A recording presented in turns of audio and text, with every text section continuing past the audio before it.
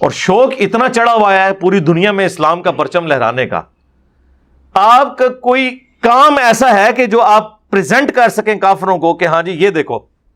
ہاں ان کے تو ہم آپ کو دکھا دیتے ہیں, پھر گالیاں کھانی پڑتی ہیں مجھے, جی انجینئر صاحب گوروں کی تعریف کرتے ہیں. کی کریے پھر تسی بھی کو لے کے آؤ نا.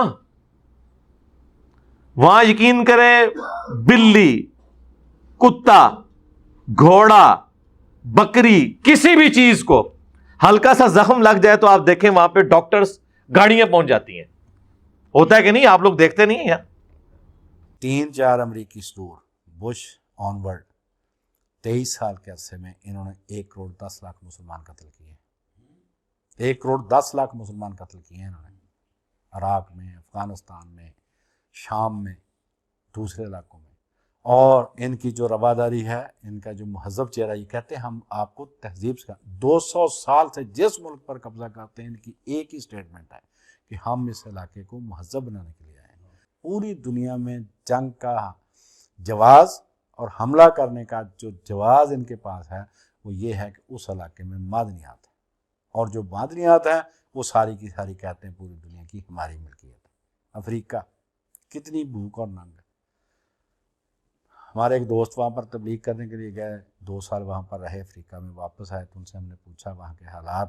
انہوں نے بتایا کہ جب ہم کسی کو کہتے تھے کہ آؤ یار کھانا کھا لو, روٹی کھا لو, وہ کہتا یار ابھی 3 دن پہلے تو میں نے کھائی ہے. گندم کی روٹی کی انہوں نے شکل تک نہیں دیکھی. جڑیں ہیں وہاں پر کسی درخت کی, وہ نکالتے ہیں, ان کو ابال کے وہ کھا لیتے ہیں. ان کے علاقے سے نکلتے ہیں ہیرے, اور 150 سال سے ہیرے یہی نکال رہے ہیں. وہ بھوکے مر رہے ہیں, وہ پانی تک وہاں پر میسر نہیں. آپ تصویریں دیکھیں افریقہ کے بچوں کی کہ بھینس جا رہی ہے یا گائے جا رہی ہے تو اس کا پیشاب پی رہے ہیں وہ پانی کی جگہ. سوکھے سڑے بالکل مر رہے ہیں وہ بھوک سے.